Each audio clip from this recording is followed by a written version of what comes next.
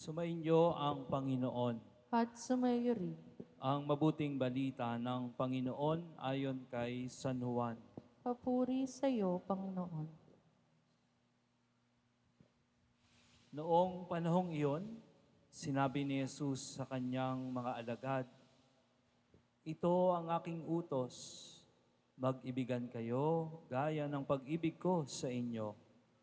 Walang pag-ibig na hihigit pa sa pag-ibig ng isang taong nag-aalay ng kanyang buhay para sa kanyang mga kaibigan. Kayo'y mga kaibigan ko kung tinutupad ninyo ang mga utos ko. Hindi ko na kayo inaaring alipin sapagat hindi alam ng alipin ang ginagawa ng kanyang Panginoon. Sa halip, inaari ko kayong mga kaibigan sapagat sinasabi ko sa inyo ang lahat ng narinig ko sa aking Ama. Hindi kayo ang pumili sa akin. Ako ang pumili at humirang sa inyo upang kayo'y humayo at mamunga at manatili ang inyong bunga. Sa gayon, ang anumang hingin ninyo sa Ama sa aking pangalan ay ipagkakaloob sa inyo." Ang mabuting balita ng Panginoon. Pinupuri ka namin, Panginoong Hesukristo. Magsiupo po ang lahat.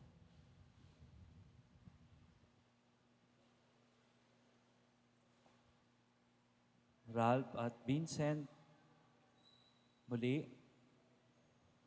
tutuloy ba natin? Tuloy, no? Siyempre, pinaghandaan nyo na ito at both physical and internal preparation ay pinagdaanan ninyo, no? Physical, yung attraction ninyo sa isa't isa, sa pamagitan ng sa trabaho, no, nagkakilala, at unti-unti na, no, doon na mas lumalalim, pagkakilala, and eventually, ay naging kayo, no? So, natural sa ang bukasyon ay pag-aasawa, yung attraction. Si Ralph ay maraming nag-aakala magpapari, no? So, hindi natuloy.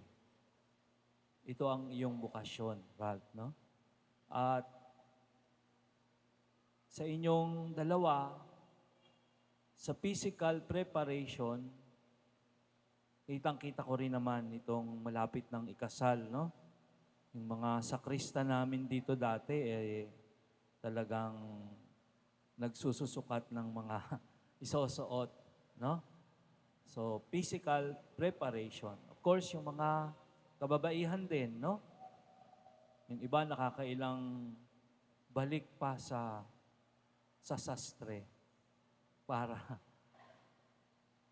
mag-fit yung damit. Physical preparation, no? Pinatapos nga namin tong ceiling, eh. Physical preparation pa rin, no? Pangit namang magkasal tayo, puro scaffoldings tayo dito, no?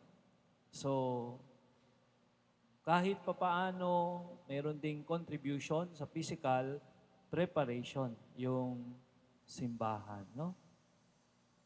Preparasyon nyo rin yung pagpili ng mga ninong at ninang na magiging saksi ninyo, no, sa pag-iisang dibdib at sa inyong pagninilay at pamamaraan, bakit nyo kami na pinili na ninong at ninang, merong ugnayan kayo. Meron kayo nakikita sa amin. So, kasama dyan yung internal. Hindi lang physical yung bahagi na yon, no? At ngayon, sa inyong pag-iisang dibdib, lumalapit kayo, no?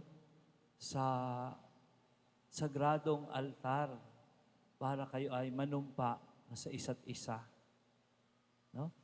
So meron na kasama na dyan yung physical and internal and spiritual. Hindi natin nakikita yung Diyos, pero sa Kanya kayo manunumpa sa pamagitan ng pari. No? maiksi lang ang isasagot nyo sa akin. Opo, Father. Pero ano nga ba ang kahulugan ng Opo, Father na yan, no?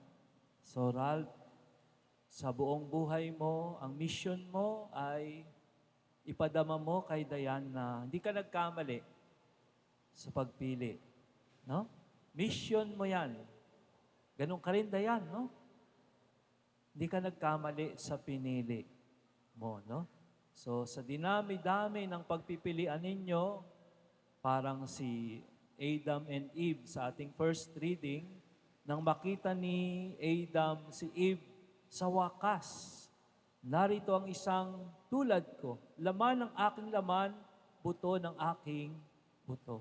So, bigay kadayan ng Diyos kay Ralph. Regalo kayo sa isa't isa, no?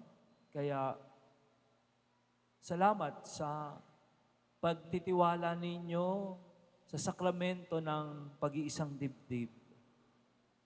Meron po akong binabasa na isang libro na yung kardinal ay taga-Europe. Sinasabi niya, kasi yung case ng divorce, napakataas sa kanila, no? 60% daw ng kinakasal sa kanilang diocese sa Austria ay divorcee. Kakalungkot. Bukod pa raw yung nagsasama. Kaya,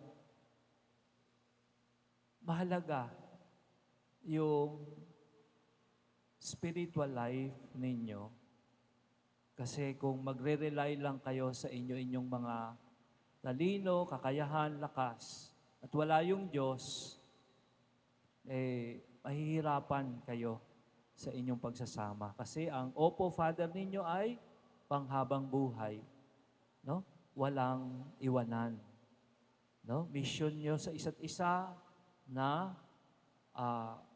hindi ka nagkamali sa pagpili mo. No? Isa rin sa mahalagang component ng inyong pagsasama, Ralph at Dayan, ay openness, no? Kabukasan nyo sa isa't isa. At palagay ko na umpisahan nyo naman na yan eh.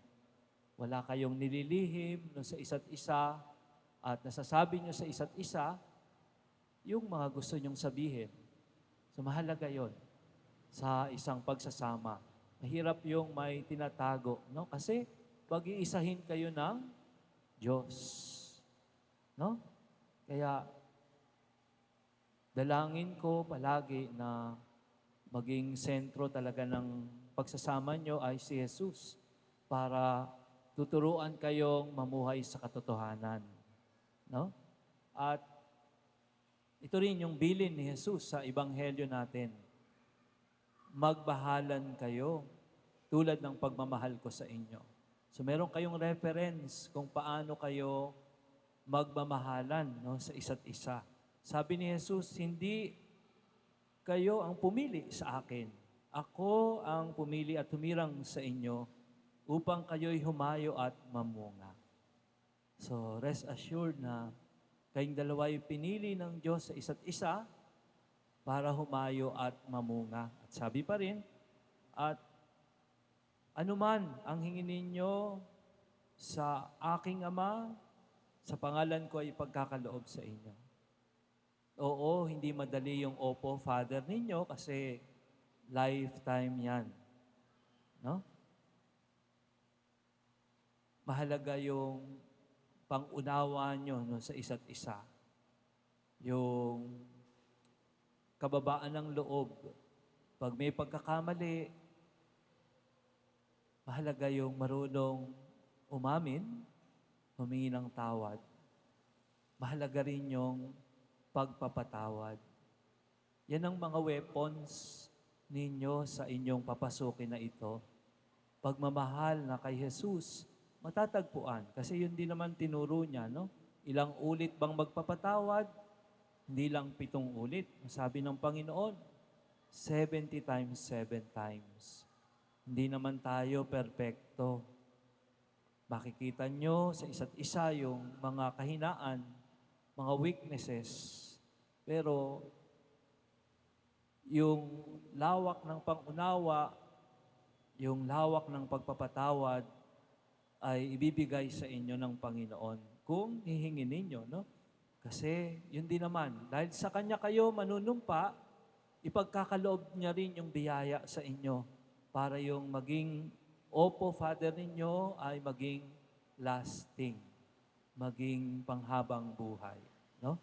So, prayer, huwag makakalimot na nakikita ko naman sa inyo yung pagsisimba ng sabay at sa tingin ko, ang mga magulang ninyo nagiging mabuting halimbawa rin sa bahaging ito, no?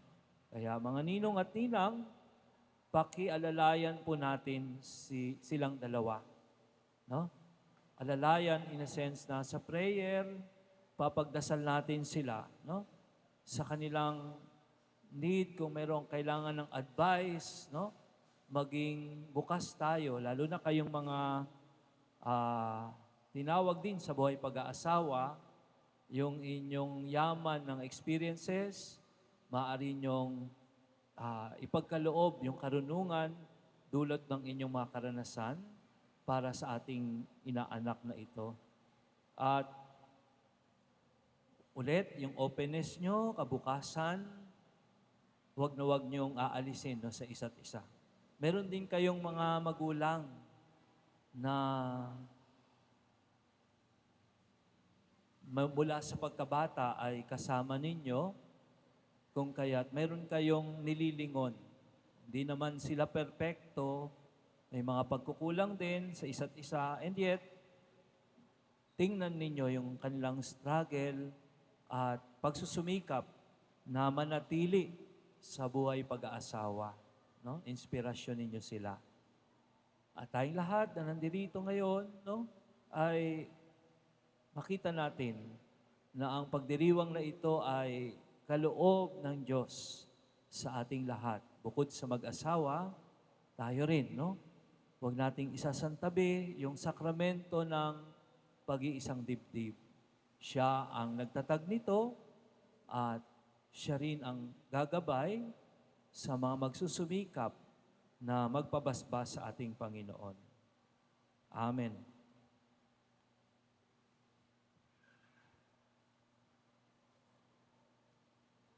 Sige po, kakantahan ko tong dalawa.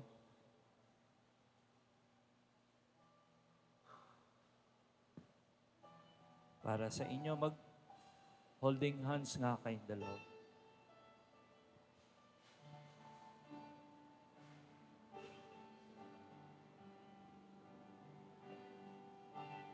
Tomorrow morning if you wake up and the sun does not appear,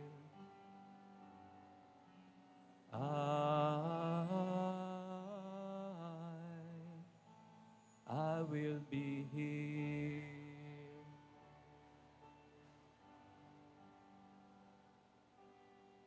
If in the dark we lose sight of love, hold my hand and have no fear. 'Cause I will be here. I will be here when you feel like being quiet, when you need to speak your mind. I will listen and I will be here when the laughter turns to crying, through the winning, losing and trying, we'll be together. 'Cause I will be here. Lagi lang magkahawak kamay, no? At sentro ang Diyos. Rest assured na God will be there for both of you. Amen. Ngayon po ay gagawin natin ang pag-iisang dibdib ng magkasintahan.